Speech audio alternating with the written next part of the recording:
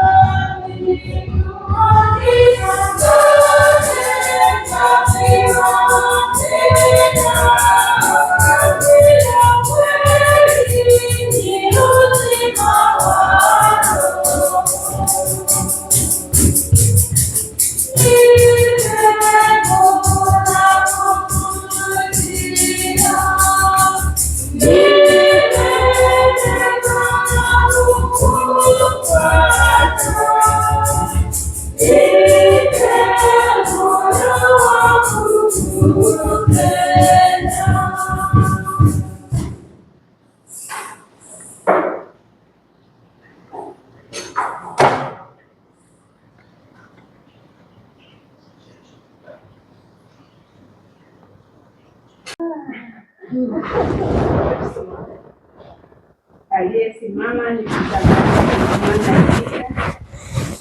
kutoka Jimbo Katoliki la Moshi.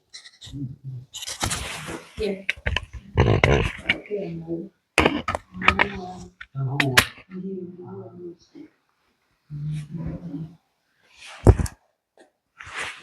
Hapa aliyemtambulisha mama ni Sista Maria Theofista Nyakugumba kutoka Jimbo Katoliki la Bunda,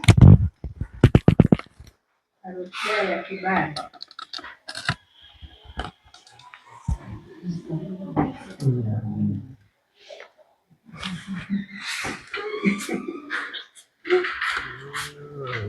Huyo ni Sista Maria Fabiola Mchu kutoka Jimbo Katoliki la Mbulu, Parokia ya Karatu.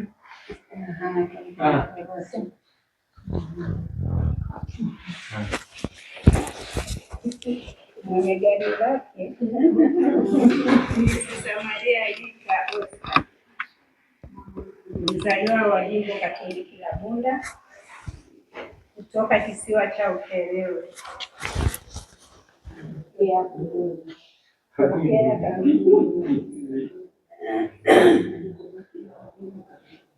Mrefu sana, sijui kuna yuko na nini. Asante. Ndio. Anayefuata baba ni Sista Maria Gaudensia Matama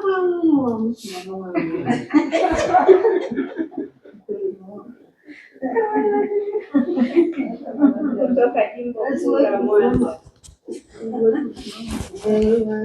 Parokia ya Sumbe. Kwa askofu mkuu. Alipozaliwa kwa sasa yuko Bukumbi. Walihamia Bukumbi. Anayefuata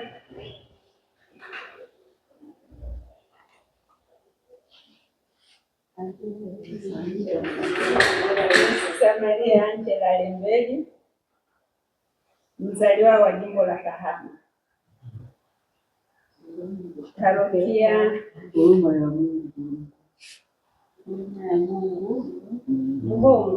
Rungwa.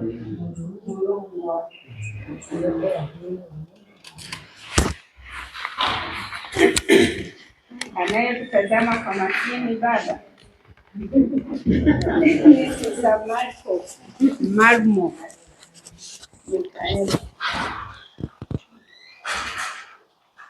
kutoka na mzaliwa wa Jimbo Katoliki la Mbulu, Parokia ya Daleda.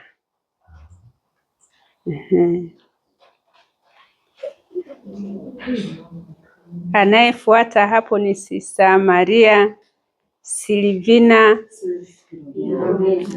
Filomena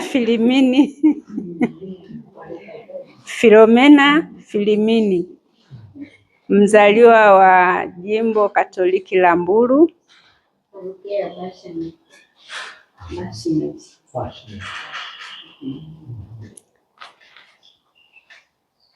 Anayefuata ni Sista Maria Kristina Masubi, mzaliwa wa Jimbo Katoliki Kahama,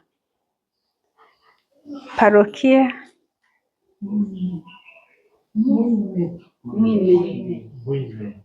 kitakulitamka lina misheni.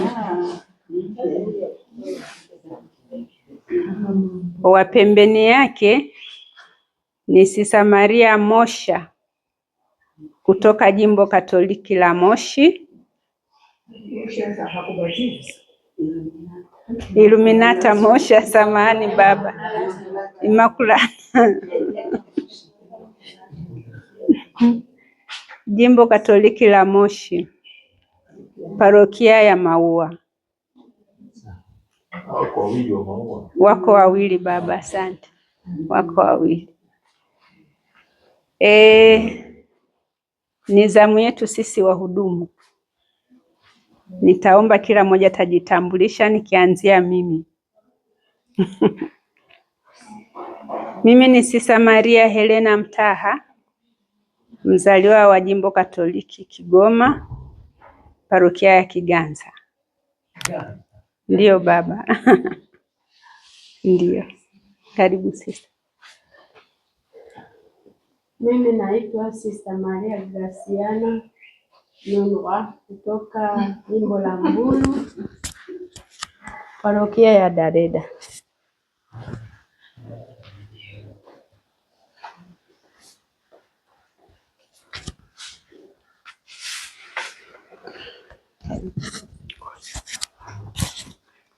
Mimi naitwa Sister Maria Josephina Nyamizi, mzaliwa wa Jimbo Kuu Tabora, parokia ya Ndara.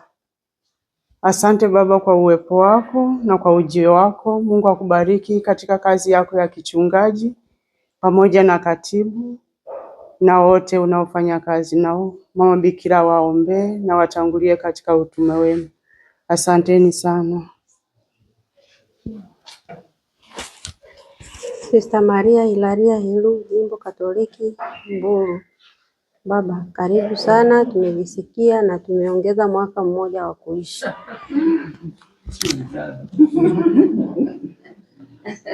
Kwa majina naitwa Sister Maria Lucia Kulwa, nimetokea Jimbo Kuu la Tabora, parokia ya Sikonge. Karibu sana baba, karibu sana padre.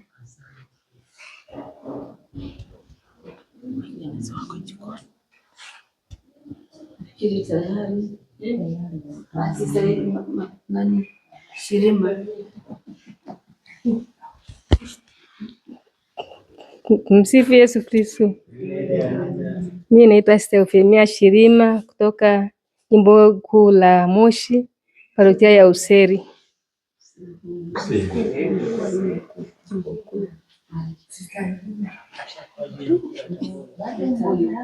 Mimi naitwa Sister Maria Rufina Jina Baba, natoka Jimbo la Moshi, parokia ya Ulele, na kwa sasa hivi nilifika hapa kuwasalimia mama zangu na dada zangu. Tangu Alhamisi iliyopita niliongea na marehemu vizuri sana, ana kwa ana, kabla hajazidiwa. Kwa hiyo ndio maana tukio hili likanikuta hapa. Nilikuwa kwa ajili ya ziara mbalimbali ambayo nategemea kuifanya baadaye, baba ya kiroho. Ndio mambo haya yakanikuta hapa. Namshukuru Mungu Baba kuwepo pamoja na mama zangu na wewe kufika hapa. Namshukuru Mungu, yote yamepangika tu. Kwa sababu hata wenzangu walinitania kaniambia hivi, Sister Valentina alikuita mapema. Basi yote ni mpango wa Mungu Baba. Namshukuru Mungu. Nimeishi naye sana nikiwa mnovisi Majiundo, na nikaishi nawe nikiwa mprofesi mdogo. Kwa maisha yangu alinijenga sana. Ndiyo Baba, asante sana.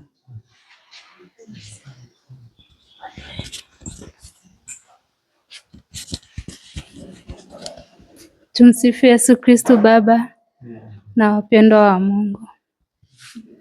Mimi kwa majina naitwa Sister Maria Emiliana Joseph. Ni mhudumu lakini pia ni mnovisi.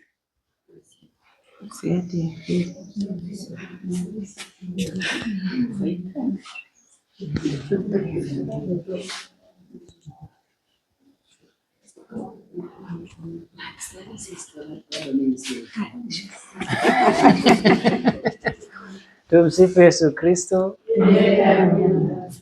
Mimi ni Padre Konstantini Kagudi wa jimbo hili la Tabora, nyumbani kwetu Ndala hapo Uhemeli.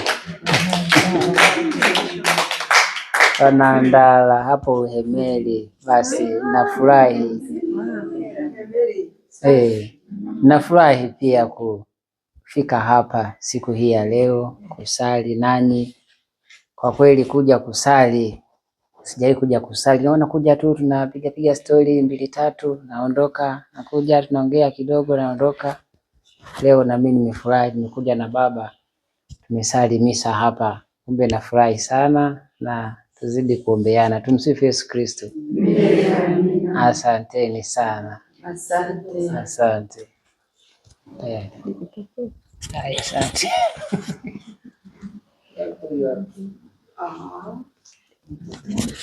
Baada ya utambulisho huo,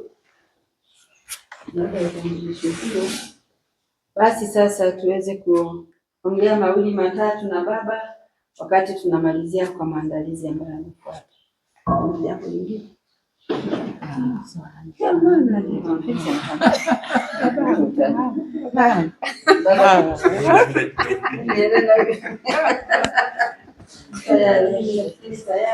Nyumbani muongee sasa, mpate nafasi ya kuongea na baba. Na hapo kwa vyote watakuwa wamesaidia nyumba za watawa, waweka wakfu wote hao, mapadre, shule zetu, seminari, yote hivi. Hiyo ni shirika la uinjilishaji hilo la propagation of faith, wanasema shirika la propaganda ya imani, kukuza imani, kupeleka imani hiyo.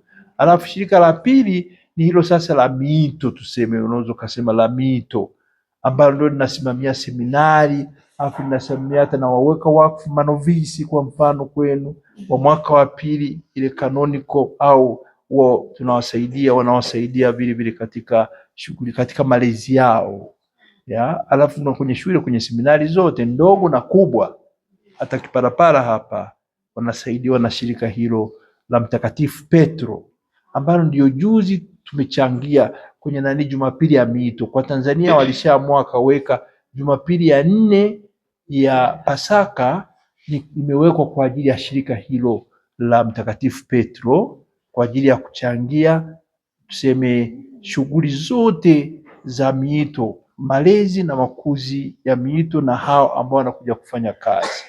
Na shirika la 4 ndio hilo sasa la utoto wa Yesu ya. Kwa hiyo kuna hilo la kipapa la umoja, wanasema ni Pontifical Missionary Union, la umoja la kipapa la umoja wa kitume, ambao ndio inakuja sasa kwa kama moyo, sababu Baba Mtakatifu Paulo wa 6 ndiye alilitaja akasema hii ndio shirika, ndio moyo wenyewe wa mashirika mengine hayo matatu ya, kwa sababu kupitia kwake ndio inaenda kwa kuhamasisha, kwa mfano mito, kuhamasisha yote ya weka wakfu ya mapadre, halafu hao ndio waende sasa baadaye kukuza yale mashirika mengine matatu yaliyobaki. Kwa hiyo ni manne yote kwa ujumla, na yote yako kwenye ofisi hiyo ya uinjilishaji. Sasa mimi nilipokuwa kule, unaona ofisi ya uinjilishaji ina sehemu mbili kubwa. Sehemu ya kwanza ni shughuli za utendaji, utawala na uongozi na usimamizi wa makanisa yote ulimwenguni ambayo yako chini yake, ya Ulaya, ya Afrika, Amerika ya Kusini, yote yako. Sasa kule nilikuwa nasimama kama mtu wa tatu katika wa pili kumsaidia huyo ambaye ni kardinali msimamizi wa kwanza, naye msaidia Baba Mtakatifu. Lakini wakati ule ndio Baba Mtakatifu akaniteua niwe rais wa hayo mashirika ambayo ni kwa ulimwengu wote sasa ya.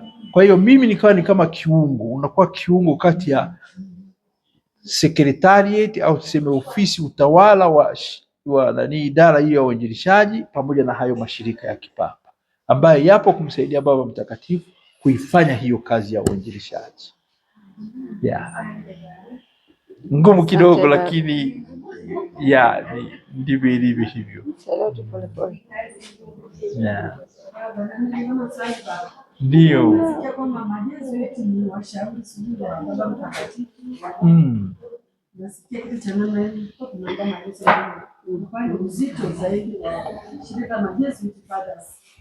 Majezuiti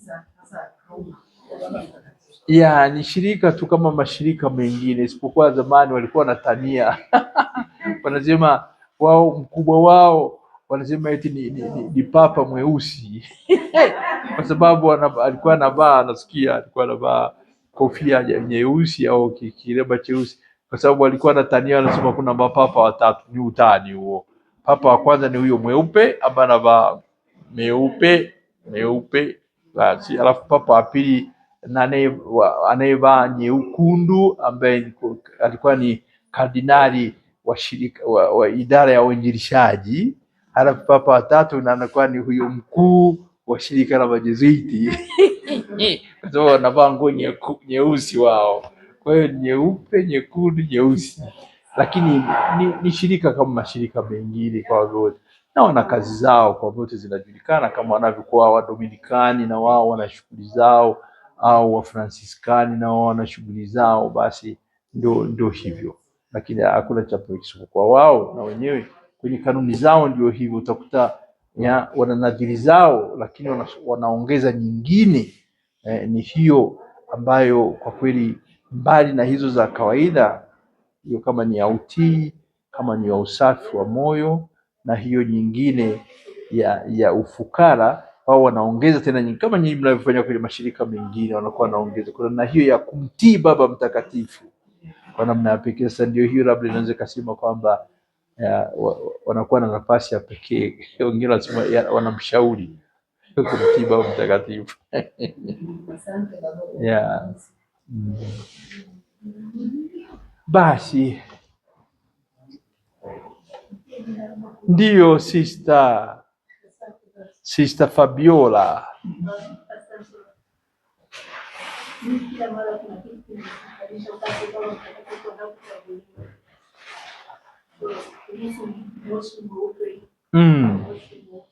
Ndiyo. Umelijibu vizuri. Hapana, hakuna muujiza wowote. Imeandikwa wazi ni kwamba anapomaliza kupatikana, si mnapiga kura, akishamaliza kupatikana, basi sasa watakapoenda kuchoma yale makaratasi ambayo umeyatumia, wataweka dawa fulani ambayo hiyo dawa ikinani moto ukiwaka, ile dawa inaufanya moshi uje ukiwa mweupe, kuambia sasa kwamba amepatikana. Yeah. Hakuna muujiza. Ndio zamani na mimi nakumbuka tukiwa watoto wadogo tunafikiri ni muujiza wa pekee. Hapana, anakuwa ameshapatikana. Muujiza ni kupatikana kwake kule, kwamba Roho Mtakatifu amewaongoza, wamepiga wakampata. Sasa ili muujiza uonekane, huo ndio anaweka dawa nzuri ambayo inatoa sasa moshi mweupe. Ndio. Asipopatikana wanaweka vile dawa nyeusi. Ndio maana wewe ina shida sana, hata ile nyeupe wakati mwingine hamuioni vizuri. Sasa ili wahakikishe kabisa kwamba ni kweli amepatikana, sasa wewe inapigwa kengele sasa kubwa. Ya kawaida ndivyo hivyo, nyinyi kama mmeshuhudia, zamani ilikuwa tuoni kwenye television, lakini siku hizi ikisha waka ule mweupe ikatoka nyeupe, ili kuhakikishia watu kwamba sasa kweli amepatikana, kengele inaanza kupigwa. Basi ndio watu wanakimbia, wanajua amepatikana sasa. Yeah. Kwa sababu mnakuwa moshi mnauona na kengele inakuwa inapigwa. Inafurahisha. Mimi namshukuru Mungu, nimeshuhudia 3. Alipochaguliwa Papa Benedikto nilikuwepo Roma pale, tena kwenye uwanja wa Mtakatifu Petro hapo kwenye Bazilika. Alafu alipochaguliwa vile Francisco nilikuwepo nikashuhudia. Alafu sasa na huyu ambaye Mungu bariki, na mimi nimeingia nikamchagua nikachagua na mimi lakini sasa moshi sikuuona kwa sababu nilikuwa ndani. Baadaye nimekuja kuona kwenye television, kwa sababu ukiwa ndani huwezi kuuona, lakini najua kwamba sasa kwa vile amepatikana na kuwemo, najua kwamba amepatikana, najua watakuwa wameuasha huo moshi. Yeah. Ndio.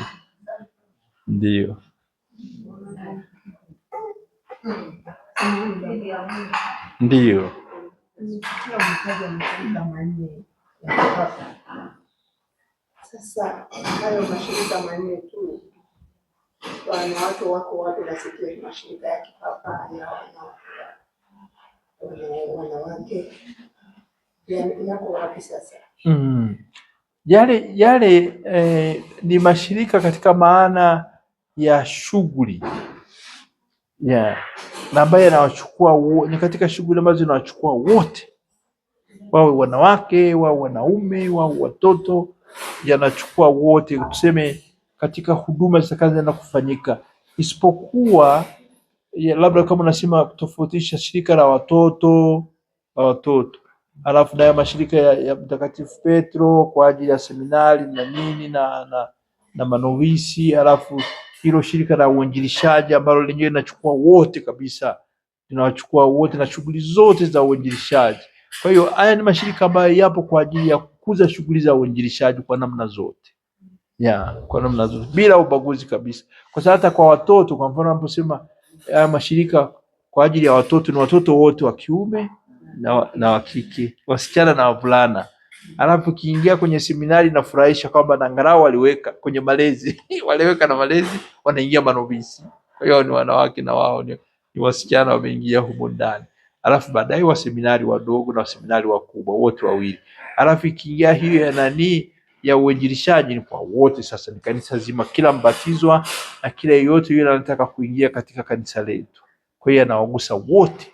Kwa kweli ni mashirika ya Baba Mtakatifu ambaye nenda kumsaidia yeye katika kazi yake hiyo, kwa sababu yeye ndiye mwinjilishaji wa kwanza. Kwa hiyo anamsaidia kufanya kazi ya uinjilishaji. Ndio.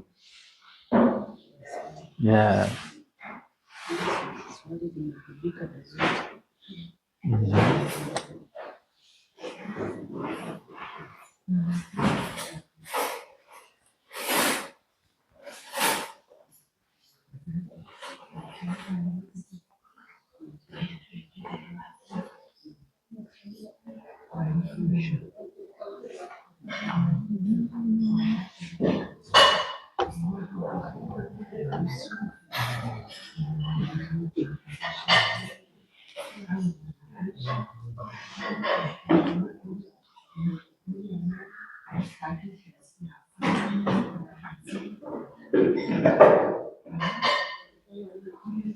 Samahani baba, nauliza kwamba kwa nini walinzi wa Baba Mtakatifu ni watu wa kutoka Uswizi tu, na masharti yake awe na miaka 18 hadi 36 na awe mwanajeshi na asiwe ameoa. Je, wanakaa kwa muda gani? Na kwa nini watoke Uswizi, wasiwe tu hao wenyeji wa pale Italy? Sister nauliza kwa nini walinzi wa Baba Mtakatifu wanakuwa kutoka Uswizi? Sababu wale walinzi ambao unaona kwenye picha wakiwa wamevaa nguo nzuri kabisa za rangi. Kwa kweli na mimi siwezi nikajua kwa nini, inabidi kwenda kusoma kwa nini waliamua wachukue, lakini ni makubaliano kwa vyote. Labda walijitoa nchi ikasema basi kuna makubaliano huwa yanakuwepo kati ya nchi pamoja na Vatican. Kwa hivyo yalikuwepo makubaliano haya, alafu wakaamua kwamba wao wakajitoa kwamba sisi tutamlinda Baba Mtakatifu. Tangu wakati ule mimi historia yake sifahamu vizuri walipoanza.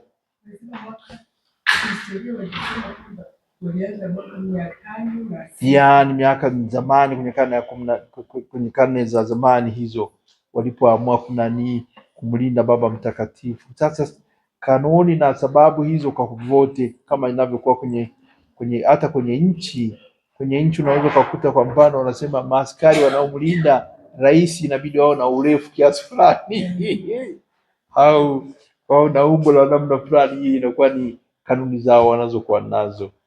Bila shaka ni kanuni ambazo wamejiwekea wao wenyewe. Lakini sasa kwa nini wanatoka Uswizi? Ni kwa sababu wao Waswizi walijitolea bila shaka kwamba sisi tutamlinda Baba Mtakatifu. Na yeye akakubali, akasema mimi wanaonilinda ni hao. Na uwezo kumlazimisha kwamba sasa aseme na nyinyi wa Tanzania mje kunilinda. Inakuwa ni kitu kingine. Hapana, sasa hivi mbona hamna kabisa? Inawezekana ni wachache sana, ni wachache sana, ni mchanganyiko maalum. Katoliki ni wachache sana. Lakini wapo kwa wote, wa Katoliki wapo, alafu ndio unaenda sasa kufanya kazi ya ulinzi.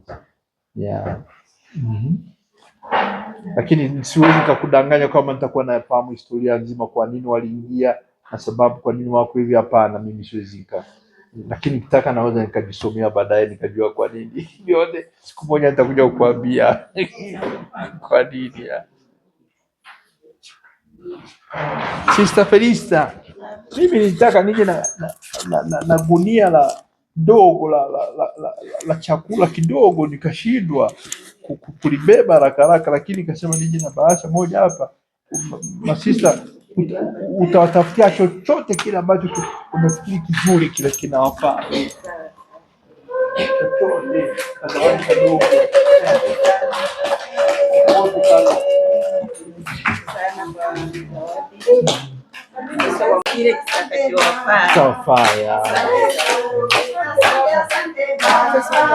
Tunashukuru, asante Baba, tunashukuru. Asante Baba, tunashukuru. Leo watu watalinda sana leo. Fanta unakunywa? Akasema ngoja niweka kitu fulani hapo ili mheshimiwa mama mkuu niseme neno. Mtatufikia kazuri kokote kanako hapa. Asante sana baba. Kwa niaba ya mheshimiwa mama mkuu ambaye hayupo, basi naomba niseme neno kwa niaba yetu sisi ambao tuko hapa, na kila mmoja kusema. Baba, tunashukuru kwa zawadi kwanza ya misa takatifu, sala unazotuombea siku zote, tunasema asante. Lakini ukaona sasa naendaje kwa hawa watoto vijana hawa, basi ukabeba ili gunia kubwa. Nitaka kuja na ndizi nikakosa ndizi, sasa nitatafutia ndizi. Baba asante, hii inatosha, tunakushukuru sana.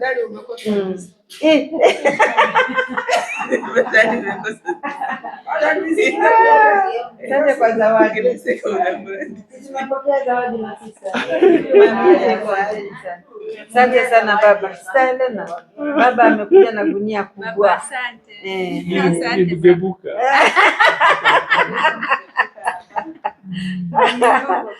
Asante sana. Nashukuru sana.